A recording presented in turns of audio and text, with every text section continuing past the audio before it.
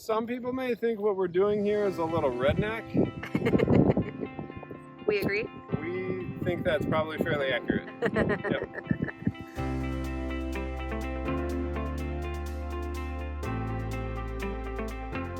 I really worry about our kids being spoiled. I mean, they might not have as many physical possessions as other kids or other people, but I still feel like often they get everything they want, like, and fairly soon after they want it. Yep, I agree with that. And so when we were down in Florida this past winter, the kids lived in the pool. So when we were driving back home, we were like, you know, we had a pool a couple years ago. Like a teeny tiny pool. And it turned green, and we didn't do a good job taking care of it. So we had a pool for like a week, and then it was over. But I was like, you know, maybe we're at a point in life now where we could have a pool again. We could actually take care of it. And so we started looking at the different options for pools. And Tom had growing up, you guys had like a We had a metal side one? one, the same size as this, and then we had this same pool only a foot taller Okay. as kids. Okay. Yep. So we were looking at it and we're like, well, you know, Tom's like, we might as well get a like decent size one if we're going to go through the work and of maintaining it and having it. And I was like, you know, as I was looking at them, I'm like, I think they need to have a smaller pool for a little while, and then they'll appreciate the bigger pool. And we had one like this growing up, and even though it wasn't big, we lived in it all summer. So I'm like, I feel like they could learn that even a small pool can still be a lot of fun. And then down the road, if we want to get a bigger pool as they get bigger, then we could entertain Or it. if they show us that they're going to be in it all the time. Yeah. So I did a lot of looking around online, finally found this one at Target for a reasonable price. It was under $300. And if you look it up on Amazon, it's a lot more expensive. So I had to do some searching, finally found it, we got it. Then we had talked about setting it up here where our shed used to be. Why not? So part of the shed had cement in it, and so we were like, well, let's just set up the pool on the cement pad that's already here. This is where I get blisters and Show off your cool socks. sore arms. Hey, don't show the socks. Sorry, I'm trying to cut out your socks, but it's hard. Tom started getting it prepared. We knew that you needed to put sand underneath it. And you had watched a YouTube video, and how many bags did they? Well, he did his on dirt, so he took the grass off, flattened the dirt. Then he put 12 bags of sand, and he didn't use this sand, he used the really fine stuff, the white stuff. And then he just kind of skim coated the top with that. And how many bags did he have? 12. And how many do we have? 13. Oh, all right. Well, we'll But just see. he had a base already, we just have Oh, I concrete, see. so I don't really know how this is gonna go. Okay.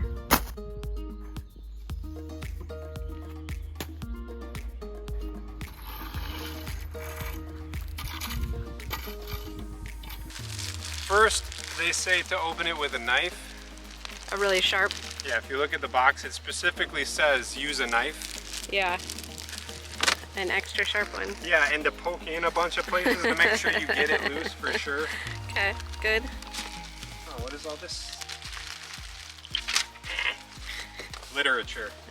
So I still thought we were maybe a little bit on the light side with the sand, but then I looked at the instructions and it said, do not set up on concrete. And I was like, awesome. There was something else that said too, not to do that we were doing. I can't remember.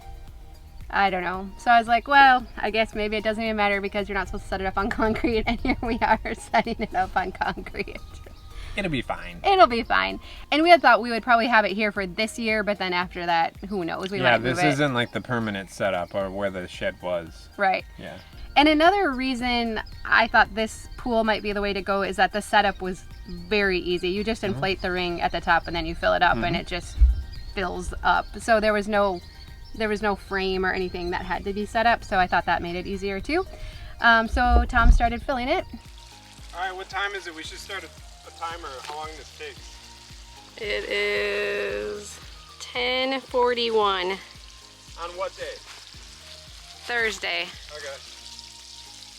Oh, that's some cold water. Holy smokes. So you're sure we don't inflate the ring yet? I'm not sure. Oh, I'm thinking we might need to. Probably. Okay. So we put the garden hose in it, started filling it. And then, how did you even notice? Were you like, why isn't any water coming out or what? I went to water the trees. I went to go turn the hydrant on by our barn, and water didn't come out, and I was like, oh, that's weird. So then I came back here, and I pulled the hose out of the pool, and there was no water coming out, and I was like, oh, no. Yep. And we had known our well pump was kind of on its last leg. Every utility here was... utility on this property was about maxed out when we bought this place 5 years ago. Which was fine. So we got another 5 years out of what we originally expected these things to go. So it was bonus. Yep. So the pool was about 2/3 full, and we had no water to continue filling it. So we had a well company come out and put a new well pump in. He was like, yeah, it was a good thing that you replaced this now, because as he's pulling the pipe out, like, I don't know if you know how it works. It was like 100 and some feet down. The pipes where they thread together, they start to rust, and then the pipes will break at that joint. And when it breaks, you got water shooting everywhere, and you're like, it's done. He was like, yeah, these pipes were about ready to go. So he puts in all new pipes and a new pump at the bottom, all new wiring.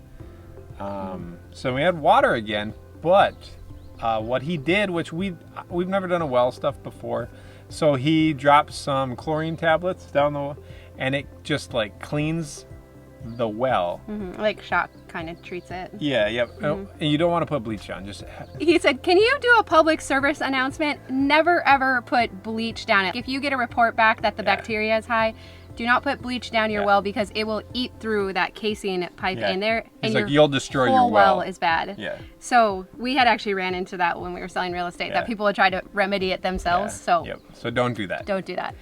So he does that. He's like, oh, I'll clean it. I'll clean out your well by dropping some chlorine tablets down, and then I'll pump all the junk out. So he purges the system and pumped it out on the ground. So it's literally like solid black water coming out of here on the ground. Before he hooked it up to the house, I was like, wow, that's nasty. That was some gross water. And so he let it run for a while till it cleared up. And then so he gets all done, and me being naive, just turned the water back onto the pool. And all of the rust that was in the lines in our house pumped everything into the pool. So I just walked away from the pool, turned it back on, walked away, came back, and the whole pool was brown. Yeah. So again, because we had this like huge failure with the last pool that we had, we knew we weren't good with like regular maintenance and like the chemicals and the chlorine and all of that. So we had been researching saltwater pumps, because we're like, it's a bigger investment on the front end, but it's virtually maintenance free then once you have it set up, and it's actually a little bit better for like your skin and stuff not to be in the I heard chlorine. maintenance free, and I heard nothing else. So we had ordered it. Well, okay, I ordered a cheaper one. We got it. Tom's like, I can't even figure out how to put this together. So then I'm like, okay, I'm just gonna order the whole system that's a little bit more expensive and it's easier to put together. So we did. So it was about an $1,100 investment, but what did that all include? That included like the big sand tank pump, like where it filters the pool through sand, and then the saltwater chlorinator machine. They work together to clean and filter the pool. Because if you've had a pool like this before, the little pumps that come with them are virtually worthless. Tiny. Like you put your hand down in the pool with that little bitty pump, and it barely is even pushing anything. So this system that we purchased can actually support a much bigger pool too. Right. So we looked at this as a long-term investment that we'll use it with this pool for the next year or two, but then beyond that, even if we get a bigger pool, we can use it for that. And the reviews are very good. People say that they use them for many, many years without any problems. And for very big pools. Yep. So back up. So we hadn't gotten this system yet. This was Friday. It was coming on Monday. And our pool is completely brown. And if you look closely at the water, it's all kinds of little rust speckles just floating in the water. I was like, oh, that sucks. And meanwhile, it's like 98 degrees and incredibly humid here in Minnesota. We had this like huge hot spell. The kids, all they want to do is go swimming in the pool. So luckily we were able to go to the pool store that's kind of close to us. So I went to this pool store, which I didn't even know we had in our town. I brought him a sample of water from the pool that he had asked for. And then he runs a test on the sample. He writes me a recipe to clean the pool out, knowing that we were going to go to saltwater, so we didn't put any chlorine in it. He had me dump a gallon of muriatic acid into this pool, which if you know anything about muriatic acid, I was like, I'm sorry, I'm putting that in my pool? And then 24 hours from now, the kids can get in it? Yeah. Along with like a couple, like an algae thing and something else, but Yeah. no chlorine or any of that. And then he's like, just keep the pool water moving I think it was like every 2 hours, add like another third of muriatic acid until the whole 1 gallon's gone. And I was blown away because the next day I came out and looked at it and it was very clear. Like, it was still kind of foggy, but it Yeah. didn't look dirty. I was like, wow, Yeah. how quickly it actually Yeah. turned it around. Yep. Because I was just like, we were just having flashbacks at that point of like, oh, we ruined another pool. And he said you have to be careful because it'll stain the liner if you Yeah. let it in there too long. So I think the muriatic acid helped with Yeah, that, prevent probably. that. And then I we don't know. had like a little vacuum thing that you just vacuum the bottom of the floor of it and try and keep it clean. So we got it pretty clean, and then the saltwater system arrived that Monday, and Tom got it set up. I think the setup went pretty well. The setup was super fast. So the good news is that Tom has been able to keep the pool a really nice, decent color with the chemicals that they gave you. But now we do want to get... Yeah, this is what we This. bought. This is the sand filter we bought for filtering the pool, and then this is the saltwater chlorinator, which will convert it into a saltwater pool and regulate the salt percentage or something. I don't know. Yeah, I don't know. But I plumbed it all in the house because it's cool. It's 90 some degrees here in Minnesota and ultra humid. Yep. And so now I'm gonna disconnect the little guy and just hook up the big ones because the pool is actually getting a little slimy. Okay. So we do We need to get get it. doing this, and then it's getting a little low too. I need to add maybe 4 inches of water. So you're gonna set this all up, and then we'll add the salt to the pool. Yeah, once it's hooked up. So Are you expecting some water to come we have flooding a full pool. out? They said they make like little caps you can put on the inside. Oh, right. Well, for this side, not that side. That side, we got to take the whole fitting off Okay. and put this one on. Oh, okay. So that we got to disconnect the whole thing, but there is actually a cap for this side. Now that you mention that, oh, that wasn't bad. All right. Oh, see, that's Yeah, you can already see gross that's stuff gross. in there. Yep. Yeah. So then this guy will go on here. My concern, which is a very valid concern, It's not the right size pool. is that the hole is going to be too small, and I'm not going to be able to get this even through there, and we're going to be pumping like Tons of water out. a lot of water out at however big that hole is. Oh gosh. Come on.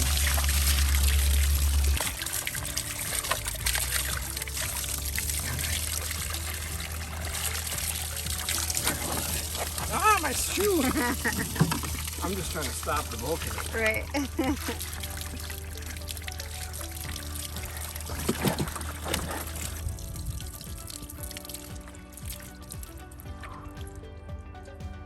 That wasn't so bad.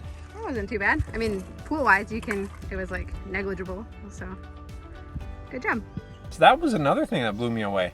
So salt for a pool this size is 60 pounds of salt. I'm like, 60 pounds? That's a lot of salt. Yeah. But it's like ultra fine salt, and so you just sprinkle it around the perimeter until it's all in there.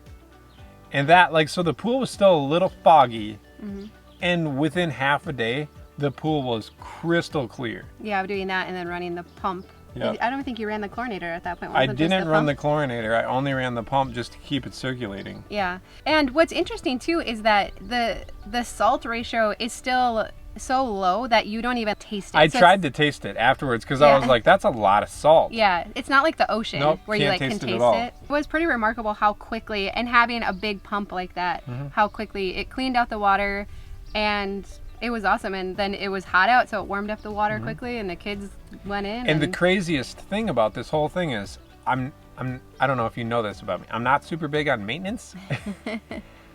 It's been 3 weeks since I did that. I programmed the pump and the chlorinator, to run like every other day or so. I think the pump runs every day, the chlorinator runs like every other day. And outside of like some dirt getting in the bottom and having to vacuum that up, the water's crystal clear, there's no algae, there's nothing. I haven't even tested the water. Yeah, so we do have test strips so we can see where the salt level is at, so we can test that. But otherwise, I have been very impressed with this system. So if you're not big on maintenance, you don't want to babysit a pool all the time or shock it or...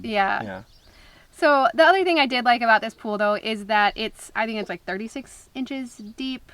I think it's actually only 30. Okay. It says 36, but I think that's to the top of the bubble thing. Okay, and it doesn't get that full. No. I wanted it so that our youngest, Gage, he's 6, that he could stand with his head out of the water. So that was another reason too. I thought, well, for this year, let's get a little bit smaller pool, and then as they get older, we can get a deeper pool. Right. But for now, I just thought, a little bit smaller, a little bit shallower, they'll be fine. Like, they'll still have plenty of fun. So this whole video is supposed to be on how to not make our kids spoiled. So how exactly did we do that? By getting the smaller pool. Yeah, I was going to say, you lost me there. Yeah, no, they love it. At first they were kind of like, oh, it's kind of small, but they spend so much. I mean, they can easily spend a couple hours to the point where we're like, you have to get out because it's in full sun. Yeah, and you need to get out of the sun. We don't want you to fry your skin off. It was also kind of nice. Tom set up this picnic table here, and he made his own umbrella stand. He's very good at cement work now, as you all have seen. So he made a very fancy umbrella stand.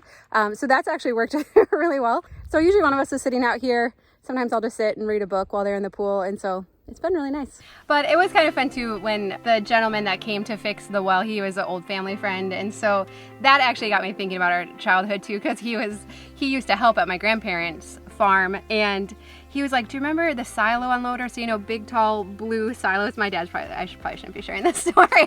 But, so you have like, when you drive by a farm, you see the big, tall silos, and then they have to unload them, right? So there's something that unloads them, and then there's this like conveyor belt that you unload the silage out, and there's paddles on it that bring it to the cows. So that's how it gets from the silo to there. Well, the paddles would sometimes flip up, and then it's not bringing the food with it, right? So then you would go... So they would ride them. You would walk on them, or you'd step on them to push them back down so that it would effectively move it. And so he was like, do you remember doing that? I'm like, oh my goodness, yes, that was probably not at all safe, but we spent a ton of time at my grandparents' farm. We just do, what needs to be done. All kinds of dangerous things, apparently. Probably we would do that now, but it was fun when we were growing up.